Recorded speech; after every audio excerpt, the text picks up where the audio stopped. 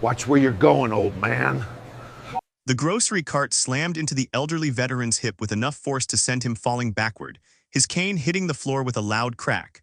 The war hero, 73 years old, with medals he never wore, survivor of wounds that still hurt in the cold, reached out for something to hold onto, his old hands grabbing nothing but air before his knees gave out. The store fell silent. 20 people stood frozen in their checkout lines, staring at the shaking man lying on the floor, but not one person moved to help. They knew better. The man who had shoved him, a huge man with tattooed arms and a mean smile, stood over his victim with his arms crossed, daring anyone to step in. "Watch where you're going, old man," he said, his voice full of confidence. He had ruled this town for 17 years, controlled every business, every cop, every judge. He believed no one could touch him.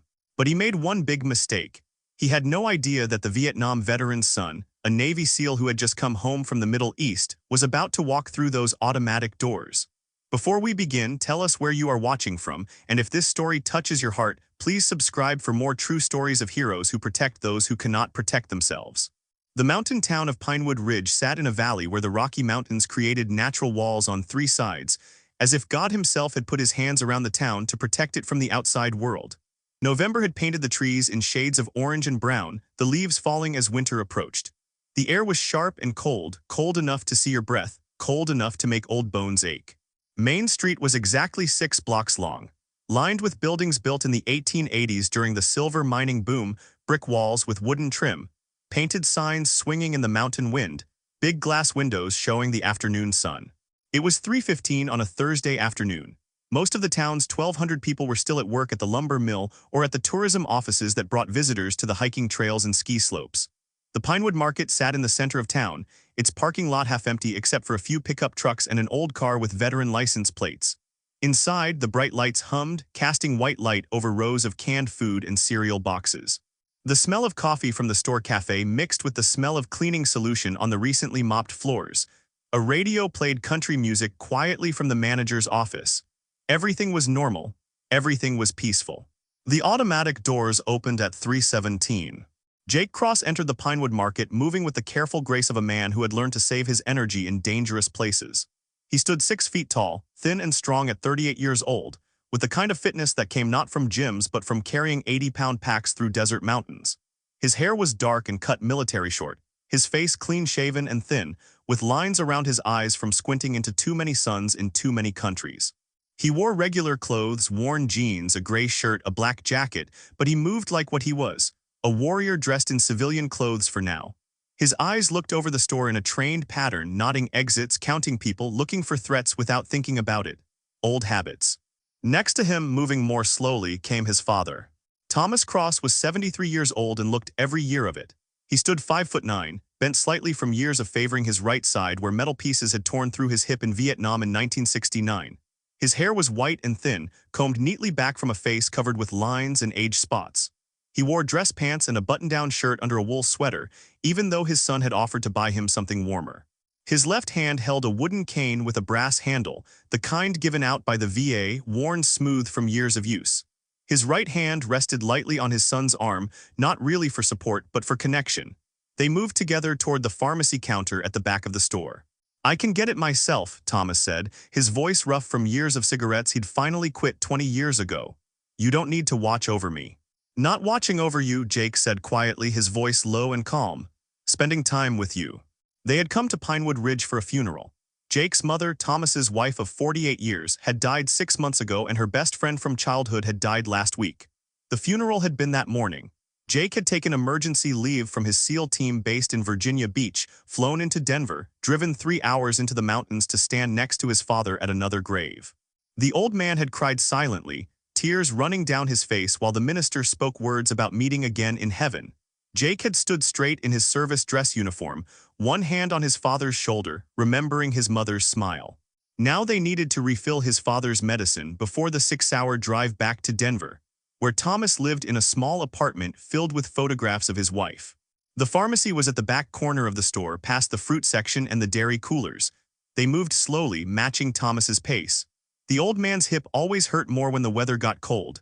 Jake noticed his father wince with every third step, saw him put more weight on the cane. He said nothing.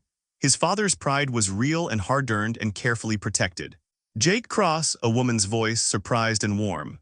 Jake turned. A woman in her 60s stood near the fruit section, her face lighting up with recognition. She wore a cashier's vest with a name tag that read Margaret. Her hair was gray and pulled back in a simple style, her face lined but kind. Margaret Hoffman, Jake said, his serious look softening slightly. I didn't know you still worked here. 32 years at this register, she said, moving closer. She had been his fourth-grade teacher before she retired from teaching to work part-time at the market. I heard about Helen, I'm so sorry. She looked at Thomas. Mr. Cross, she was a wonderful woman. Thank you, Thomas said quietly, his hand tightening slightly on Jake's arm. They talked for a few moments, small town talk, memories of Jake's mother, questions about Jake's work that he avoided with practice skill. Margaret asked if they were staying in town. Jake explained they were leaving after picking up the medicine. She nodded, squeezed his hand, told them to drive safely. Then she glanced toward the front of the store and something changed in her face. Fear showed for just a second. You should get what you need and go, she said quietly. Her eyes moved past Jake to the entrance. He's here. Jake followed her look. The man who entered the Pinewood Market at 3:28 filled the doorway like a storm coming. He stood 6'4" and weighed about 250 pounds, most of it muscle gone a little soft in middle age but still big, still dangerous. He was 53 years old, with a thick neck, broad shoulders, and arms that strained his expensive leather jacket sleeves.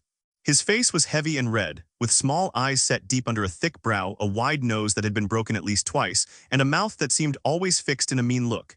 His hair was dark and slicked back with too much gel, showing where his hairline went back. He wore designer jeans, Italian leather boots, and gold rings on 4 fingers. He moved like a man who had never been told no. Behind him came 2 other men. One was younger, maybe 35, thin and mean-looking with a shaved head and a prison tattoo going up his neck. The other was older, mid-40s, wearing a sheriff's deputy uniform. The deputy's hand rested on his gun belt as his eyes looked over the store, and Jake recognized the body language, not a cop but a bodyguard, muscle with a badge.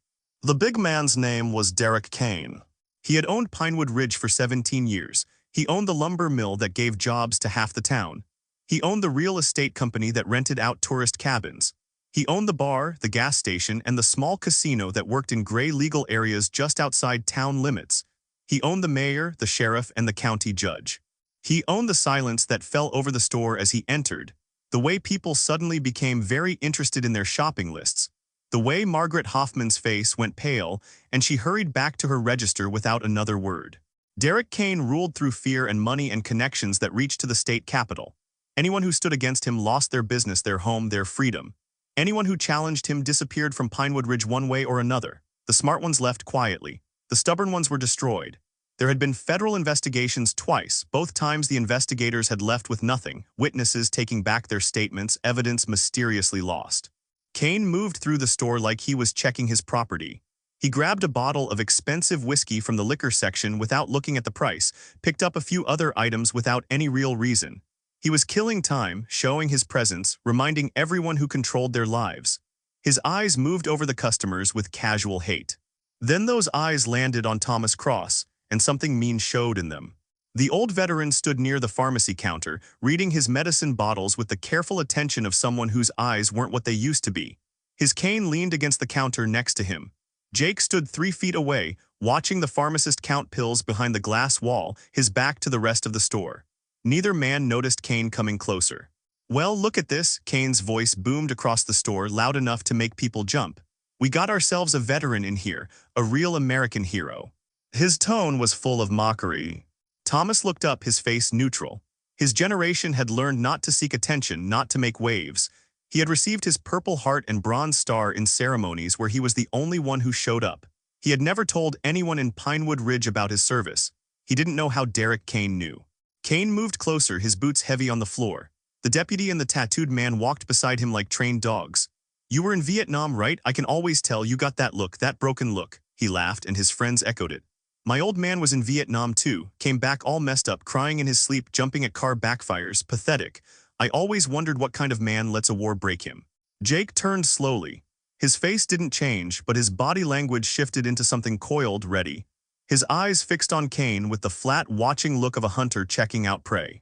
That's enough, Jake said quietly. Just 2 words said in a tone that had made hardened terrorists rethink their life choices. Kane's eyes shifted to Jake, seeing him for the first time. And who the hell are you? His son. His son, Kane repeated, drawing out the words mockingly. He looked Jake up and down, taking in the military bearing, the controlled stillness, the dangerous skill. Something told Kane this man wasn't local, wasn't controllable, wasn't afraid. It made him angry. You got something to say to me, boy. Leave him alone. Kane's face got redder. This is my town. I say what I want to whoever I want. You don't like it, you can get the hell out. He turned back to Thomas, dismissing Jake completely. You know what I think? I think all you Vietnam vets are just looking for sympathy. That war was 50 years ago. Nobody cares anymore. Time to stop playing the victim. Thomas's jaw tightened, but he said nothing. He had heard worse. He had survived worse. Words couldn't hurt him, but his hand shook slightly as he set down his medicine bottle. Kane saw the shaking. His smile got wider. Look at that. Old man can't even hold a bottle steady, probably faking that too, trying to get disability checks. I see it all the time, losers pretending to be hurt so they don't have to work. Step back, Jake said. His voice hadn't gotten louder, hadn't changed tone, but something in it made the deputy's hand move closer to his gun. Kane ignored him. He reached out with one thick finger and poked Thomas in the chest, hard enough to make the old man rock back on his heels. I asked you a question, old man. You faking that limp? You really hurt, or you just milking the system? Jake moved one step forward, placing himself between Kane and his father. Last warning, he said softly. Walk away. Or what? Kane leaned in close, his breath hot and whiskey sour. You gonna do something? You think you're tough? I've been running this town since before you could shave. I've broken bigger men than you. He raised his voice so the whole store could hear. You know what happens to people who threaten me? Ask around. Ask what happened to Michael Chen when he tried to report me for code violations. Ask where Rebecca Walsh ended up when she testified about my business practices. Oh wait, you can't ask Rebecca, because she left town so fast she forgot to pack.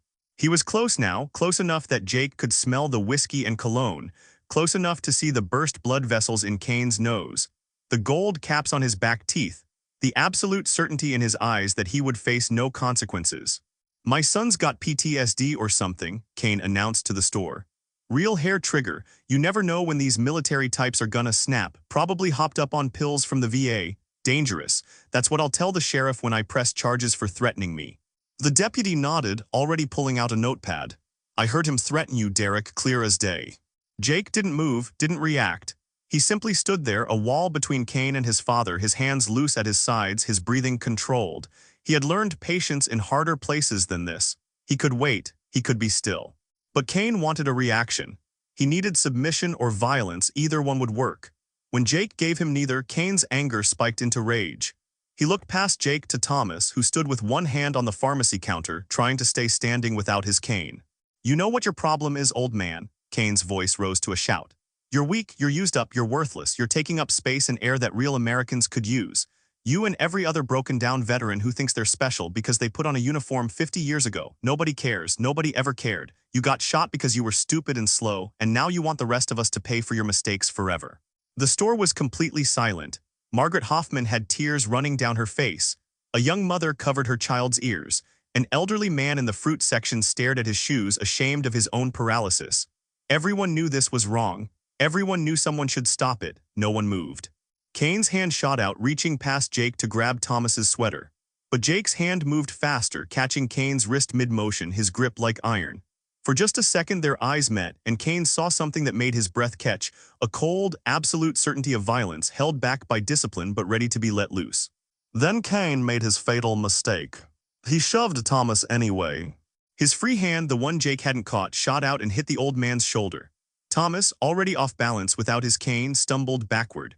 His hip, the one that had been rebuilt with steel pins after a mortar round tore it apart in 1969, buckled.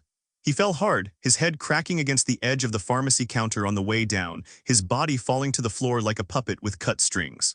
The sound echoed through the store, the sick crack of skull on wood, the heavy thump of an old body hitting the floor, the gasping sound as air left Thomas's lungs. For 3 seconds no one breathed, the world stopped. Thomas lay on his side, his eyes squeezed shut, his face gray with pain. Blood began to leak from a cut on his head, bright red against his white hair. His breathing was shallow and fast. His hands grabbed at nothing. Jake dropped to his knees next to his father instantly, his training taking over. His hands moved with practiced speed, checking for spine injury, looking at the head wound, feeling for broken bones. Dad, stay still, don't move, I've got you. His voice was calm, controlled, but his hands were gentle, so gentle as they checked his father's injuries.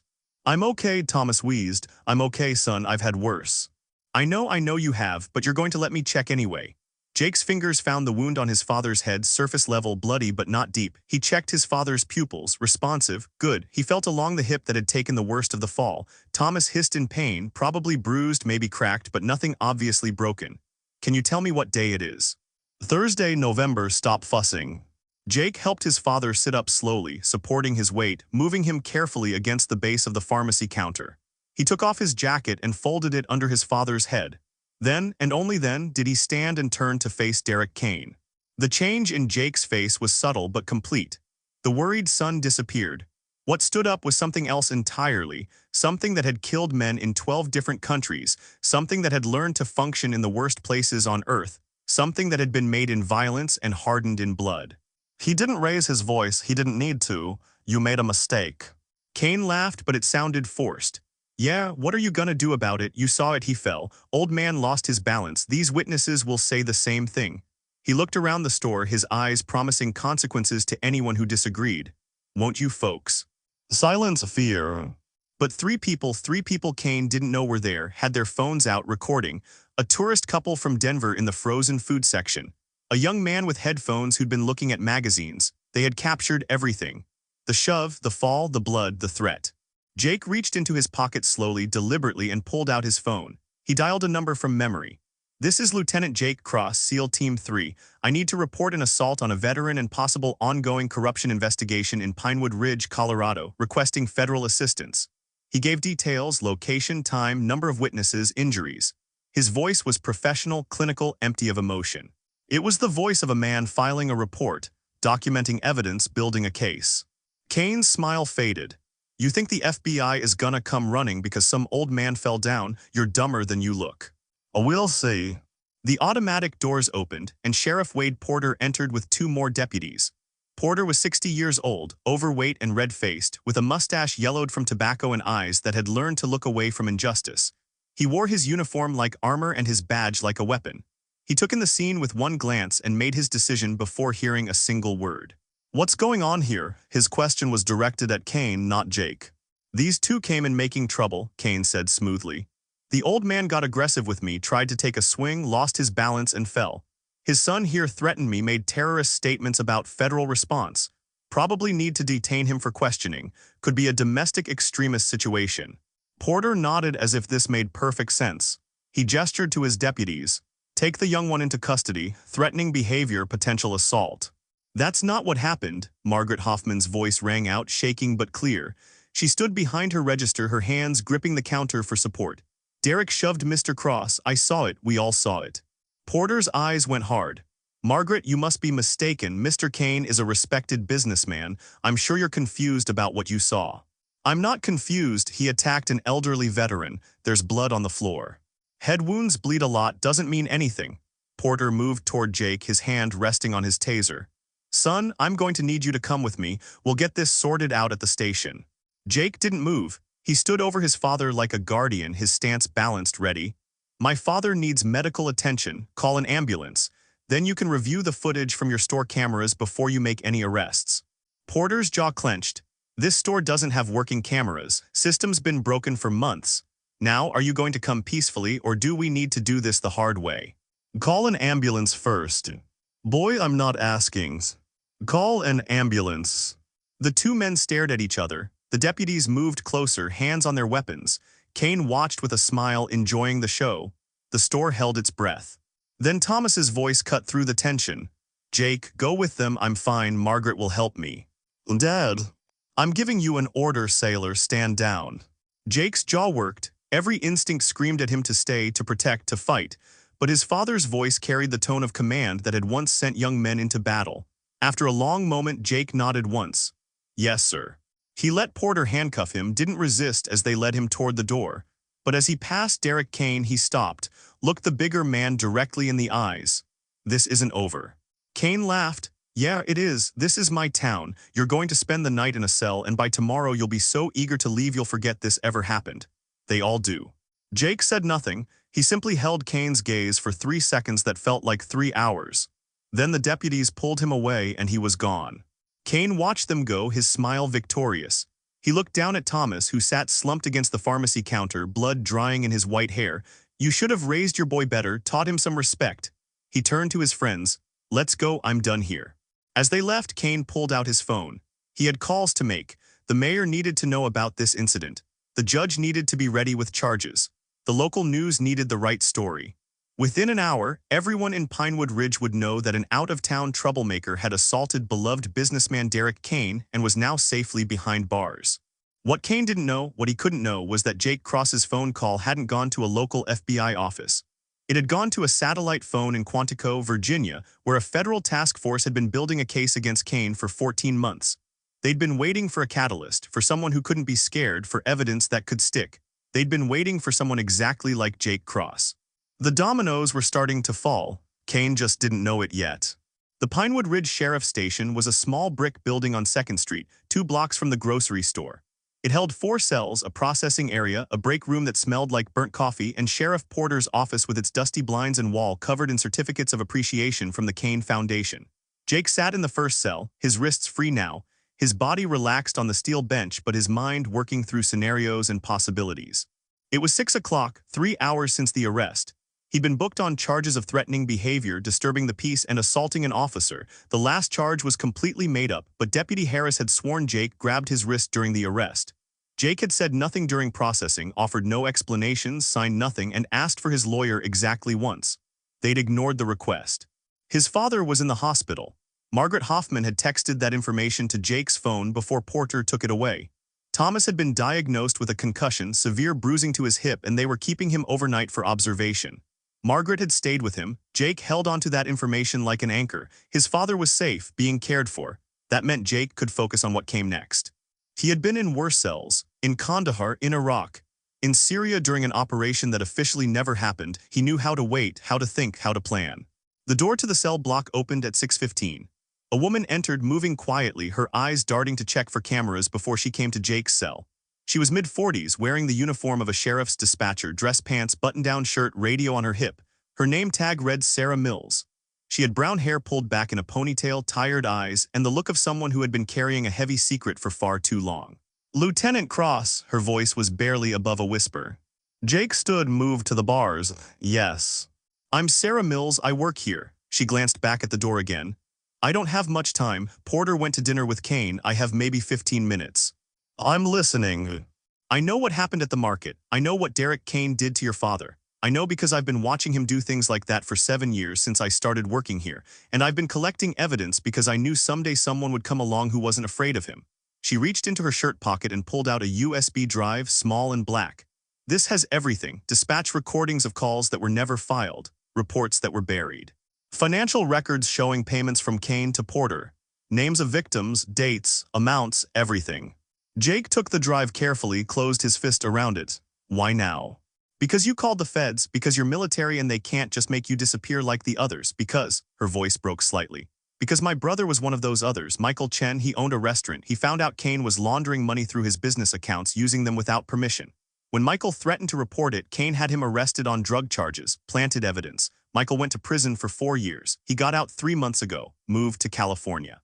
Won't even talk to me anymore because I still work here. And he thinks I betrayed him by not speaking up." "Why didn't you?" "Because I have a daughter, she's 12. Kane made it very clear what would happen to her if I said anything. He didn't threaten directly, he's too smart for that, but his son goes to her school, his people are everywhere, I couldn't risk it." Tears ran down her face. "But you're different, you're not local, you have resources, you called people who can actually stop him. So I'm giving you this and I'm praying it's enough and I'm begging you to keep my name out of it until he's already arrested." "Tell me about his operation." Sarah glanced at the door again, then spoke quickly. "Kane owns a casino just outside town limits, the Silver Pine Lodge. It's licensed for low-stakes gambling, but there's a back room where the real money changes hands. High-stakes poker, sports betting, everything illegal. He's running $5 million a year through there, cash only, no records. He launders it through his other businesses, the lumber mill, the real estate company, the rental properties. He bribes Porter, the mayor, Judge Morrison, half the county commissioners. Anyone who crosses him gets destroyed. He has records on everyone, leverage on everyone. He's been doing it for 17 years and no one's ever touched him." "Where does he keep his records?" "His home office, big house on Ridge Road up in the hills." Security system cameras, usually 2 guys on site, but the office is in the basement and the evidence is in a fireproof safe behind a painting of his father. Combination is his wife's birthday, 072275. She told me once when she was drunk. She hates him. Wishes she'd left 20 years ago, but he owns everything in her name and she'd lose her kids in the divorce. Jake processed this information rapidly. Will she testify? Maybe, if he's already arrested and she feels safe. Her name is Diane. She volunteers at the library on Tuesdays and Thursdays. She's a good person trapped in a bad situation. How long before Porter gets back? 20 minutes, maybe 30 if they're drinking. Sarah backed toward the door. I gave you everything I can, the rest is up to you. Just please make this mean something. Make my brother's 4 years in prison mean something, make all of it matter. It will, I promise. She left as quietly as she'd come, and Jake was alone with the USB drive and a plan forming in his mind. He had evidence now. He had names and places. He had the combination to a safe. What he needed next was time, freedom, and a way to gather proof that would stand up in federal court. The phone call he'd made from the grocery store had gone to Special Agent Marcus Webb of the FBI's Public Corruption Task Force. Webb was former Marine Corps, 48 years old, and had been building RICO cases for 15 years. He had been investigating Kane since a banker in Denver noticed suspicious transaction patterns and filed a federal report. Webb's team had been working slowly, carefully, trying to build an airtight case against a target who had avoided prosecution twice before. They'd been stuck for months, unable to get anyone local to testify, unable to get concrete evidence. Jake's call had been a gift from heaven. Webb had immediately authorized surveillance and documentation. Even now, federal agents were probably reviewing the footage that tourists had uploaded to social media, because of course the videos had gone viral within hours. Navy SEAL's father attacked by local businessman was trending in Colorado. The pressure was building. Kane didn't know it yet, but his empire was starting to crack. Jake sat back on the bench and closed his eyes. He reviewed everything he knew, organizing information the way he'd been trained, building a mental map of the battlefield. Kane's home, the casino, the network of corruption, the witnesses, the evidence, the timeline. He needed 48 hours, maybe 72, long enough for Webb's team to arrive, for warrants to be issued, for the trap to be set properly. All he had to do was stay alive and keep his father safe until then. At 7 o'clock, Sheriff Porter returned, his face flushed with whiskey and anger. He opened Jake's cell door and stood there, one hand on his gun. You got a visitor. Against my better judgment, 5 minutes. Jake followed him to a small room with a metal table and 2 chairs. Sitting in one of them, looking somehow both fragile and fierce, was his father.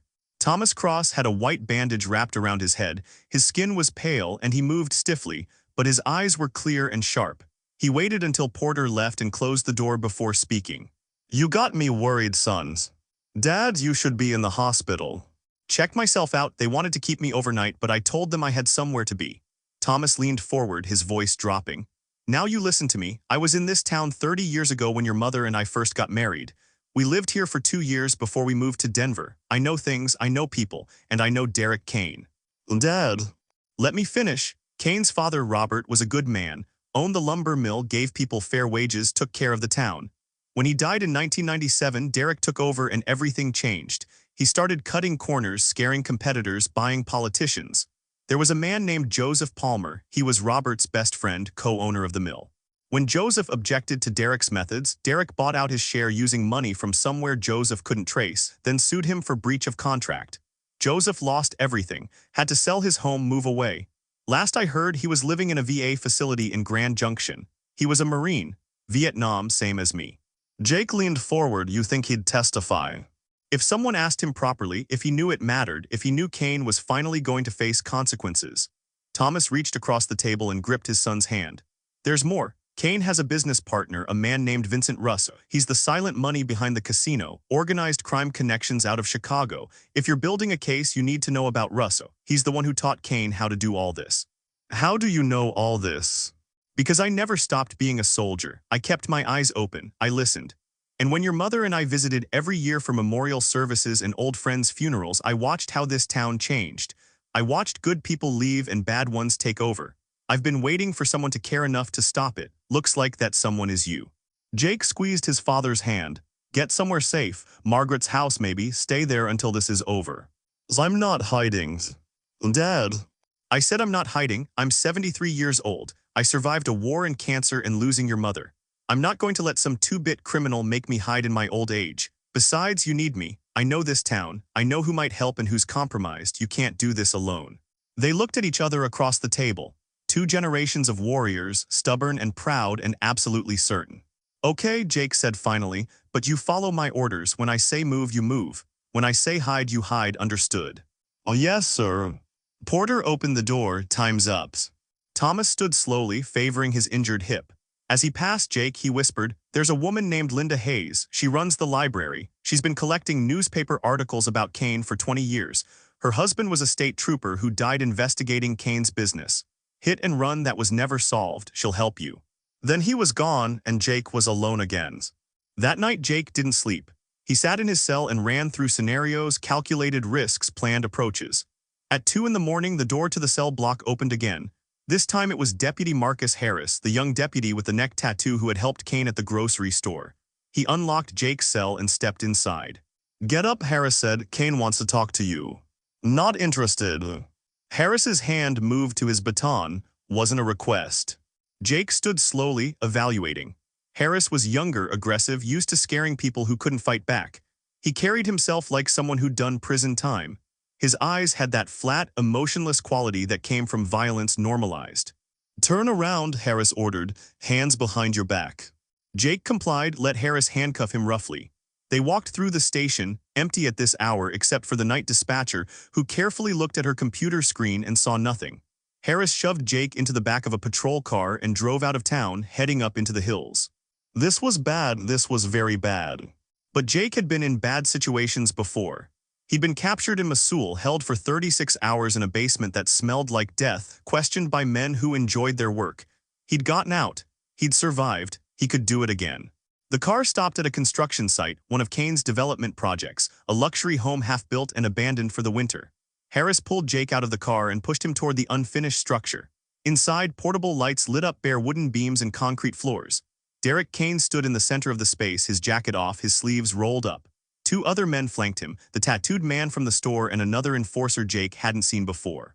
"Lieutenant Jake Cross," Kane said, his voice echoing in the empty space. "Navy SEAL Team 3, 2 Bronze Stars, a Silver Star, 3 deployments, impressive record. You've killed people, haven't you? In the line of duty, of course." Jake said nothing. "I've killed people too," Kane continued.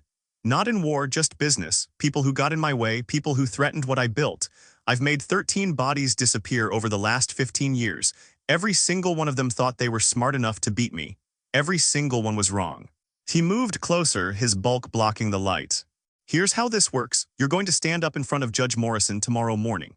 You're going to plead guilty to assault and threatening behavior. You're going to accept 30 days in county jail and a $5,000 fine. You're going to tell the judge you were suffering from PTSD, you lost control, you're deeply sorry. Then you're going to serve your time, and when you get out, you're going to take your broken father and leave Colorado and never come back. And if you ever speak about what happened to anyone, I will have your father killed. Not quickly, slowly, painfully, and you'll know it was your fault." Jake looked at him steadily. "No." Kane's face darkened. "What?" "I said no, I'm not pleading guilty, I'm not leaving. And you're not going to hurt my father." "You stupid," Kane's hand shot out, grabbing Jake by the throat, slamming him against a concrete pillar. "Do you know who I am? Do you understand what I can do?" "I know exactly who you are," Jake said calmly, despite the hand crushing his windpipe. "You're a criminal, you're a bully, and you're about to lose everything." Kane squeezed harder. Jake's vision began to narrow, dark spots creeping in. But he didn't struggle, didn't panic. He'd been choked before. He knew how long he could last. Then a voice cut through the darkness. "Derek, let him go." Everyone turned. A woman stood in the doorway, elegant, expensive, with highlighted blonde hair and designer clothes that screamed money. She was 52 years old but looked 40, with the kind of maintenance that came from personal trainers and plastic surgeons. She held a phone in her hand, the screen glowing. "Diane Keynes." "Diane," Derek released Jake, confusion replacing anger. "What are you doing here?" "I followed you. I've been following you for months, actually. Ever since I hired a private investigator to document your affairs and your crimes so I could divorce you without ending up penniless." She held up the phone. "I've been recording this entire conversation, all of it, the confession about the 13 bodies, the threats against this man's father, everything, and I've already uploaded it to a cloud server, and I've sent copies to my lawyer, my therapist, and the FBI." The construction site went absolutely silent. "You," Kane's voice was a whisper of rage and disbelief. "You recorded me." I recorded you threatening to murder an elderly veteran. I recorded you confessing to 13 murders. I recorded you trying to force a federal witness. Diane looked at Jake. Sarah Mills called me yesterday, told me what you did at the grocery store, told me someone was finally standing up to Derek. She asked if I'd help. I said yes. I'm done being afraid of you. I'm done pretending I don't see what you are. Kane took a step toward her, his hands curling into fists. Diane, if I think what, that you'll hurt me, here, now, with witnesses, with everything recorded, she smiled, and it was the saddest smile Jake had ever seen. I've already filed for divorce. I've already moved our sons out of state. I've already talked to the FBI. You can't touch me anymore. You can't touch any of us. For the first time since Jake had met him, Derek Kane looked uncertain. His empire of fear was crumbling, and he could feel it happening but couldn't stop it.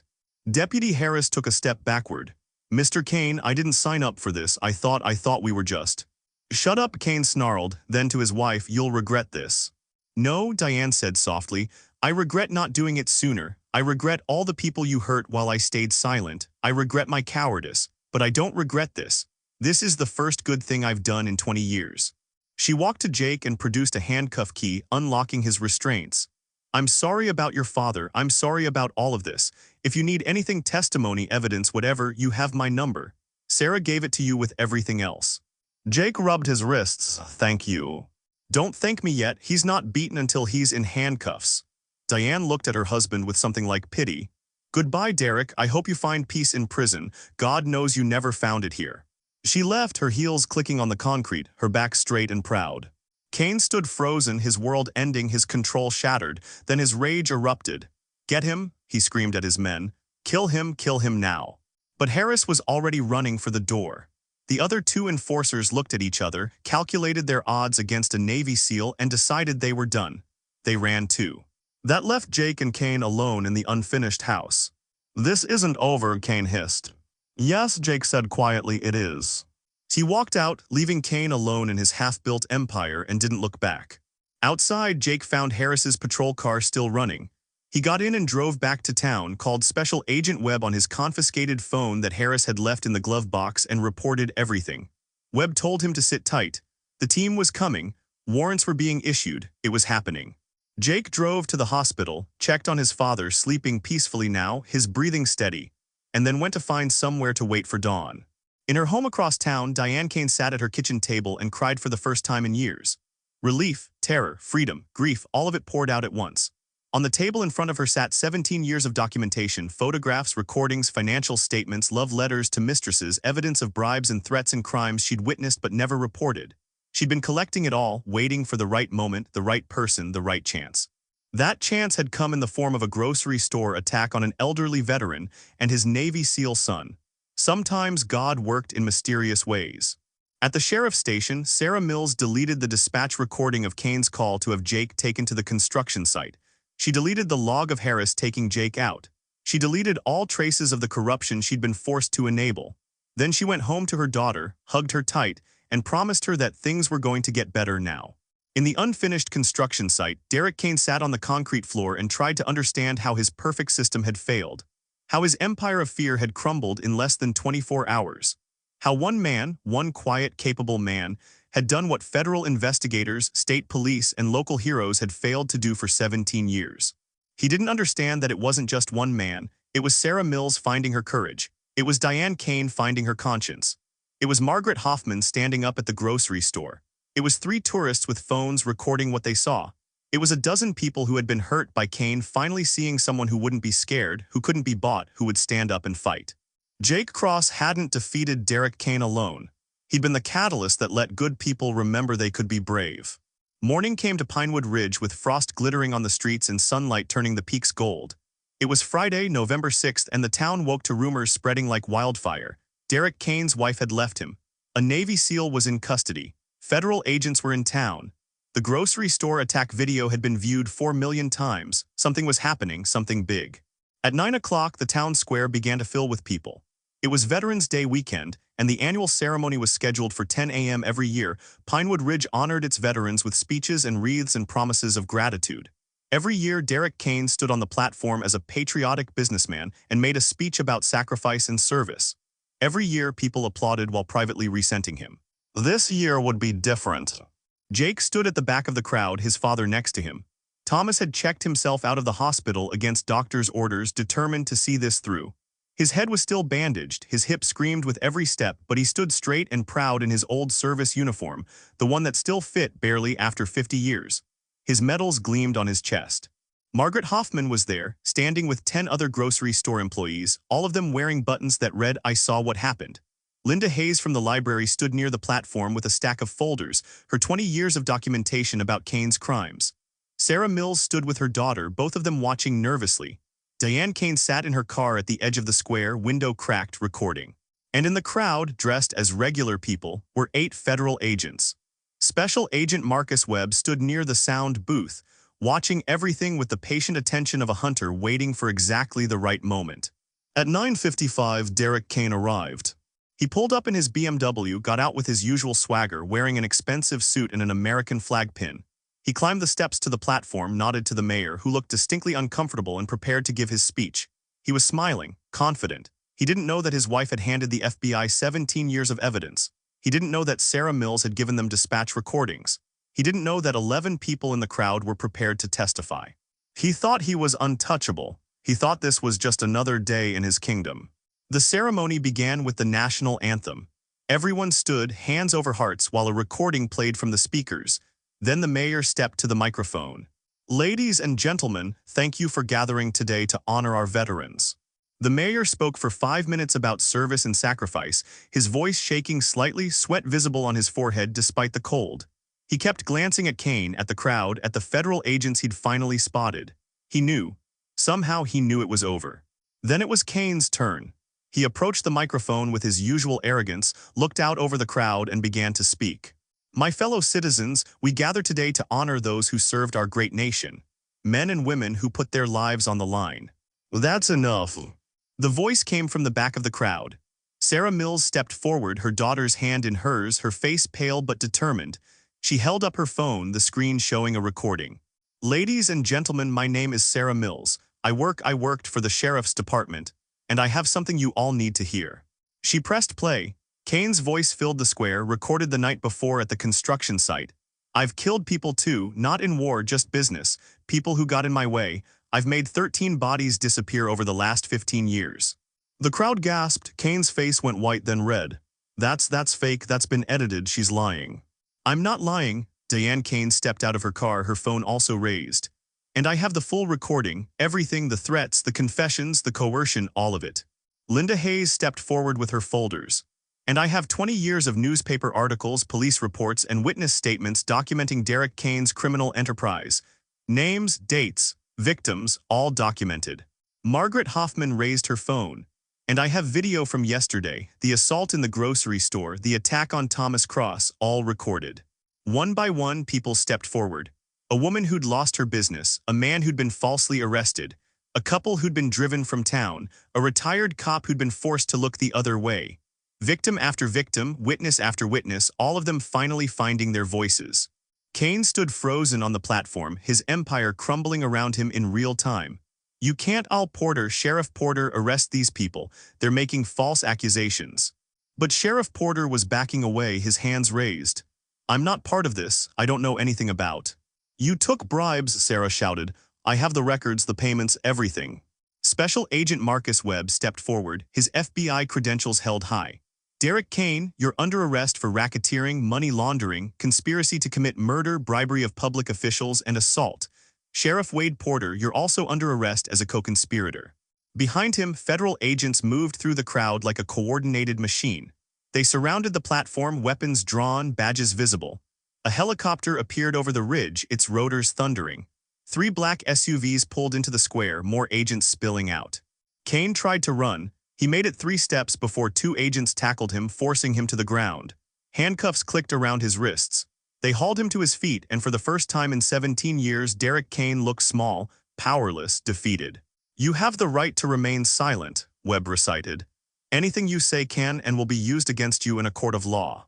Kane's eyes found Jake in the crowd. Hate burned in them, mixed with disbelief. How had this happened? How had one man brought down his entire empire? But Jake's eyes held no triumph, no satisfaction, just cold certainty, justice. Porter was arrested next, then the mayor, then Judge Morrison, who'd arrived late and tried to leave early. The corrupt Deputy Harris was found hiding in his car and taken into custody. One by one, the corrupt officials were handcuffed, read their rights, and led to the waiting vehicles. The crowd watched in stunned silence as the arrests continued. Then someone started clapping, then another, then another. Soon the entire square erupted in applause, tears streaming down faces, people hugging each other. 17 years of fear and oppression finally lifted. Webb approached Jake and Thomas. "Lieutenant Cross, Mr. Cross, thank you. Without your courage yesterday, without that phone call, we might never have gotten this opportunity." "It wasn't just us," Jake said, gesturing to the crowd. "It was everyone. They just needed someone to believe in." "Still, you started it. You gave them hope." Webb shook both their hands. "We'll need your statements, but that can wait until tomorrow. Today, you should be with your father, and these people should celebrate their freedom." As the federal vehicles pulled away, Kane in the back of one of them looking through the window at the town he'd terrorized for so long, the crowd surged forward. People wanted to shake Jake's hand, to thank Thomas, to hug Sarah and Diane and Margaret. They wanted to tell their stories, to cry, to laugh, to feel safe for the first time in years. An elderly woman approached Thomas, tears in her eyes. "My son was one of the 13, she whispered. "He disappeared in 2008. The police said he ran away, but I always knew. Thank you for finally making someone listen." Thomas gripped her hand, his own eyes wet. I'm so sorry for your loss." Jake stood slightly apart, watching his father connect with the people Kane had hurt. This was what justice looked like, not revenge, not violence, but accountability, truth. The legal system working the way it was supposed to. Margaret Hoffman brought them coffee from the diner. Linda Hayes offered them lunch. Sarah Mills introduced her daughter, who looked at Jake with wide eyes and said, "You're a hero." "No," Jake said gently, "your mom is the hero. She risked everything to do what was right." The ceremony resumed, but this time it was different. This time veterans stood and spoke about real sacrifice, real courage. Thomas was asked to say a few words. He limped to the microphone, leaning heavily on his cane, and spoke quietly about service and duty and the responsibility to protect the innocent, even when it's hard, even when it's dangerous. "Today," he said, his voice carrying across the square, "we honor those who served in uniform. But we should also honor those who serve in other ways, those who stand up to corruption, those who refuse to stay silent, those who protect their communities not with weapons but with courage and truth. You are all veterans of a different kind of war. And you won, you won." The applause was thunderous. As the sun began to set behind the mountains, painting the sky in shades of orange and purple, Jake and his father walked slowly back to their car.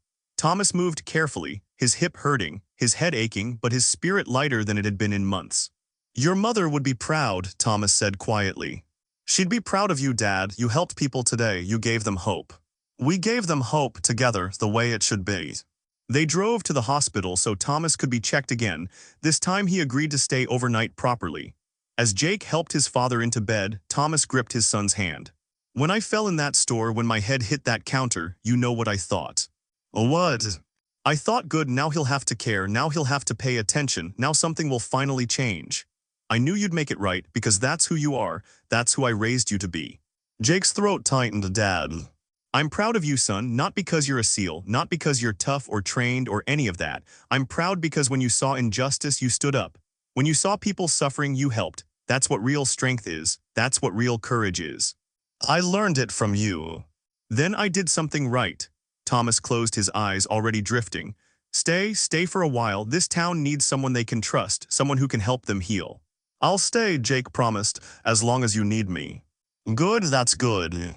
3 months later, spring came to Pinewood Ridge. The snow melted from the mountains, revealing green slopes and wildflowers. The sun stayed out longer, warming the valley, and the town began to heal. Derek Kane stood trial in federal court in Denver. The evidence against him was overwhelming. 17 years of financial records, recordings of murder confessions, testimony from 47 witnesses. The jury deliberated for 3 hours and found him guilty on all counts. The judge sentenced him to 45 years in federal prison without possibility of parole. He would die behind bars. His co-conspirators received similar sentences. Sheriff Porter got 20 years, Mayor Richardson got 15, Judge Morrison got 25. The corrupt deputies were sentenced to varying terms. The entire corrupt infrastructure that had controlled Pinewood Ridge was dismantled piece by piece. The FBI's investigation expanded to include Vincent Russo and his Chicago connections. That case was still ongoing, but agents were confident they'd finally broken the organized crime network that had operated in the Rockies for decades. Joseph Palmer, the Vietnam veteran who'd lost everything to Kane in 1998, was brought back to Pinewood Ridge for a special ceremony. The town formally apologized, returned his ownership stake in the lumber mill, and gave him a key to the city. He stood on the same platform where Kane used to give speeches, tears streaming down his weathered face, and told the crowd, "I thought I'd never see justice. I thought evil had won. But it turns out good people just needed time to find their courage. Thank you all." Sarah Mills was promoted to chief of police, heading a newly formed, fully reformed department with oversight and accountability. She hired deputies from outside the county, people with clean records and strong values. She implemented body cameras, civilian review boards, and transparent reporting. Crime dropped, trust increased. Diane Kane divorced her husband, kept her maiden name, and used her settlement to establish a domestic violence shelter in Pinewood Ridge. She also started a foundation to help victims of corruption rebuild their lives. She visited women's prisons, speaking to inmates about finding courage to leave abusive situations. She said she was finally using her privilege for good. Margaret Hoffman was honored by the governor of Colorado for her bravery. She continued working at the grocery store because she loved her customers, but she also started teaching classes on civic courage at the community college. "Standing up isn't easy," she told her students, "but it's always right." Linda Hayes opened her archive to researchers and journalists. Her 20 years of documentation became the basis for a book about corruption in small-town America. She donated all proceeds to veterans' services. The 13 families who'd lost loved ones to Kane's violence finally got answers. 8 bodies were recovered, memorial services were held. Justice, delayed but finally delivered, brought some measure of peace. The town elected new leadership, people who'd stood up during the arrests, who'd shown courage and integrity. They implemented new safeguards, new oversight, new systems to prevent corruption from taking root again. It wasn't perfect, but it was honest. And that was a start. Jake Cross stayed in Pinewood Ridge longer than he'd planned. He took extended leave from the Navy, citing family needs. He helped the town rebuild. He worked with Sarah to train new deputies. He visited schools to talk about service and courage. He helped his father heal. Thomas Cross moved permanently to Pinewood Ridge, buying a small house with a view of the mountains. His hip healed slowly but steadily. The concussion left no lasting damage. He joined the Veterans of Foreign Wars Post, became active in town affairs, and spent his evenings on his porch drinking coffee and watching the sunset. He visited his wife's grave often, telling her about the changes in the town she'd loved. He was at peace. On a warm day in early May, father and son sat on Thomas's porch, watching storm clouds gather over the peaks. "You need to get back to your team," Thomas said. "They need you, the country needs you. I'm needed here too." "The town will be fine, we're strong now. We remember what we're capable of, you gave us that. Now go do what you're trained to do." Jake nodded slowly. His father was right. The town didn't need him anymore. They needed to walk on their own, to prove to themselves they could stand without someone protecting them. "I'll visit," Jake said, "often. I'll be here, telling anyone who'll listen about my Navy SEAL son who took down a criminal empire with paperwork and patience." Jake laughed. "That's not quite how it happened." "That's exactly how it happened. You could have used violence. You could have beat Kane senseless and probably no one would have blamed you. But you used the law, you trusted the system. You proved that justice works when good people refuse to look away. That matters more than any firefight." They sat in comfortable silence, watching the storm approach. Lightning flickered in the dark clouds. Thunder rumbled in the distance. "I'm proud of you," Thomas said again, "in case I haven't said it enough." "You've said it plenty." "Well, I'll keep saying it because it's true." The storm arrived, rain drumming on the porch roof, washing the town clean. And in that moment, both men felt the presence of the woman they'd lost, the wife and mother who'd taught them both about courage and love and doing what was right even when it was hard. She would be proud too. If this story of courage and justice touched your heart, please subscribe for more true stories of veterans protecting their communities. Share this video with someone who needs to hear that good triumphs over evil. And comment below which moment inspired you most. We pray that God blesses every person watching this. We pray for strength for those fighting their own battles. We pray for courage for those facing injustice. We pray for protection for the vulnerable in our communities. And we pray that the spirit of heroes like Jake Cross lives in all of us. If you believe that courage matters, if you believe that one person standing up can change everything, if you believe that God watches over those who fight for justice, write Amen in the comments below. Thank you for being part of this community. Thank you for believing in justice. Stay strong, stay faithful, and God bless you all.